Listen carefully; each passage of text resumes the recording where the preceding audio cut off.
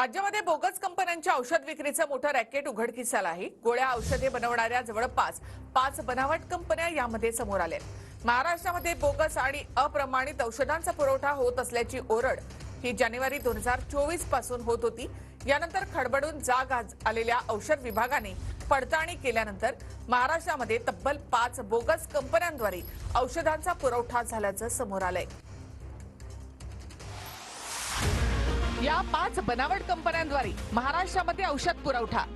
Crystal Formulation Uttarakhand, Refined Pharma Kerala, कॉम्युलेशन आंध्र प्रदेश, मेलवान Biosciences Kerala, SMN lab Uttarakhand.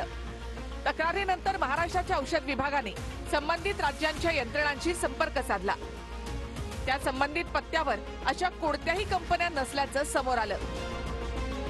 या कंपन्यांच्या नावाने नेमकं कोण औषधं देत होतं हा प्रश्न अनुत्तरी। आम्हाला माननीय मुख्यमंत्री आणि उपमुख्यमंत्र्यांनी सूचना दिल्या होती की औषध खरेदीचा निर्णय हा डीपीसीला खालच्या स्तरावरती देऊन टाका। आम्ही 100% औषधी खरेदीचा निर्णय हा खालच्या स्तरावरती दिला होता। मला वाटतं त्याची अजून त्याच्या खोलात जाऊन त्याची चौकशी केली जाईल आणि त्याच्यावरती योग्य ती कारवाई केली जाईल। आमची अशी मागणी असेल की एफआयआर मध्ये फक्त औषध विक्रेत्या कंपन्याच नाही तर या कंपन्यांना सर्टिफाईड करणारे धर्मराव बाबा आत्राम आणि या कंपनीकडून टेंडर पारित करून देणारे तत्कालीन आरोग्य मंत्री तानाजी सावंत या दोघांनाही सह आरोपी केलं जावं। यासाठी आम्ही दुहेरी लढाई लढणार।